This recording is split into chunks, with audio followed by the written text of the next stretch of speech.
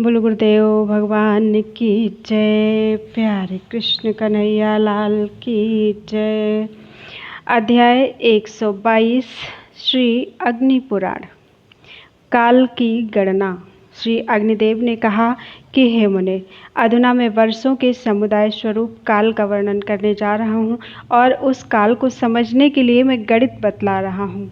ब्रह्म दिनादि काल से अथवा सृष्टि आरंभ काल से अथवा व्यवस्थित शकारंभ से वर्ष समुदाय संख्या को 12 से गुणा करना चाहिए। उसमें चैत्रादि गत मास संख्या मिला देना चाहिए। उसको 2 से गुणा करके 2 स्थानों में रखें।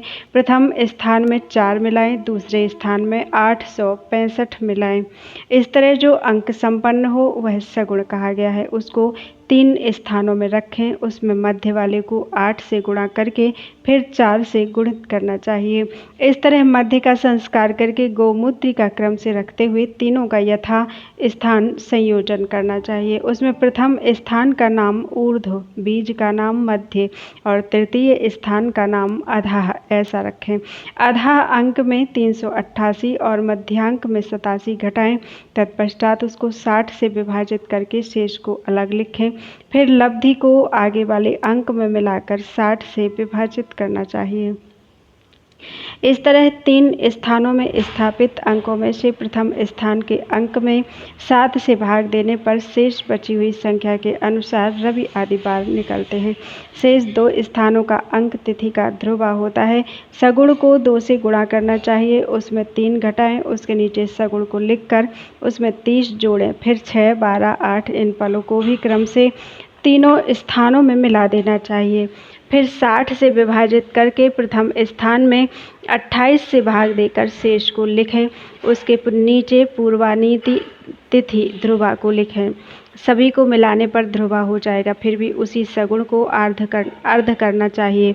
उसमें 3 घटा देना चाहिए। 2 से गुणा करना चाहिए। मध्य को 11 से गुणा करना चाहिए। नीचे में 1 मिलाएं। द्वितीय स्थान में 39 से भाग देकर लब्धि को प्रथम स्थान में घटाएं। उसी का नाम मध्य है। मध्य में 22 घटाएं। उसमें 60 से भाग देने पर शेष ऋण है। लब्धि को ऊर्ध्व में अर्थात नक्षत्र ध्रुवा में मिलाना चाहिए। 27 से भाग देने पर शेष नक्षत्र तथा योग का ध्रुवा हो जाता है। अधुना तिथि तथा नक्षत्र का मासिक ध्रुवा कह रहे हैं।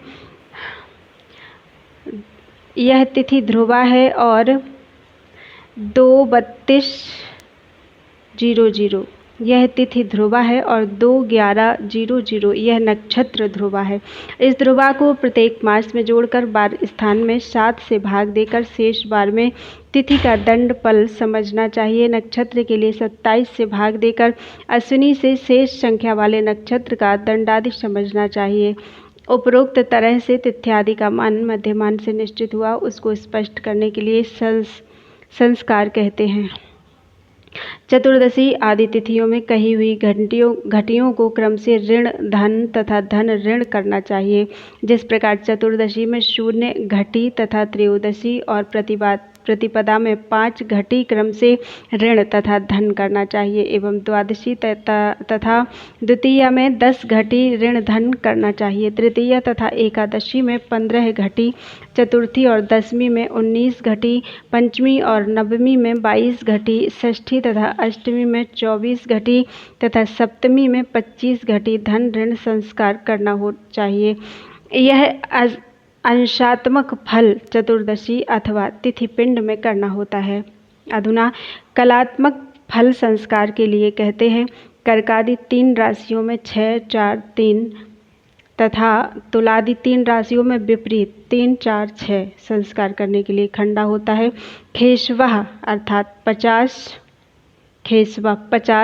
खयुगाः 40, मैत्रम 12 इनको मेष आदि 3 राशियों में धन करना चाहिए। कर्कादि 3 राशियों में धन करना चाहिए। कर्कादि 3 राशियों में विपरीत 12, 40, 50 का संस्कार करना चाहिए। तुलादि 6 राशियों में इनका ऋण संस्कार करना चाहिए। चतुर्गुणित तिथि में विकलात्मक फल संस्कार करना चाहिए। गत तथा ऐश्य खंडाओं के अंतर से कला को गुणित करना चाहिए, 60 से भाग देना चाहिए। लब्धि को प्रथमोच्चार से ऋण फल रखने पर भी धन करना चाहिए और धन रहने पर भी धन ही करना चाहिए। द्वितीयोच्चारित वर्ग रहने पर विपरीत करना चाहिए। तिथि को द्विगुणित करना चाहिए, उसका छठा भाग उसमें घटाएं। सूर्य संस्कार के विपरीत तिथि दंड को मिलाएं। ऋण फल को घटाने पर स्पष्ट तिथि का दंडादिमान होता है। यह ऋण फल नहीं घटे तो उसमें 60 मिलाकर संस्कार करना चाहिए। यदि फल ही 60 से अधिक हो तो उसमें 60 घटाकर शेष का ही संस्कार करना चाहिए। इससे तिथि के साथ साथ नक्षत्र का मान होगा। फिर भी चतुर्गुणित तिथि में तिथि का त्रिभाग मिलाएं, उसमें ऋण फल को भी मिलाएं। तष्टित करने पर योग का मान होता है। तिथि का मान तो स्पष्ट ही है, अथवा सूर्य चंद्रमा को योग करके भी योग का मान निश्चित आता है। तिथि को संख्या में से 1 घटाकर उसको द्विगुणित करने पर फिर 1 घटाएं तो भी चर आदि करण निकलते हैं। कृष्ण पक्ष की चतुर्दशी के परार्ध से शकुनी चतुरंघ्रि अर्थात चतुष्पद, किंस्तुघ्न और अहि अर्थात नाग, ये 4 स्थिर करण होते हैं। इस तरह शुक्ल पक्ष की प्रतिपदा तिथि के पूर्वार्ध में किंस्तुघ्न करण होता है।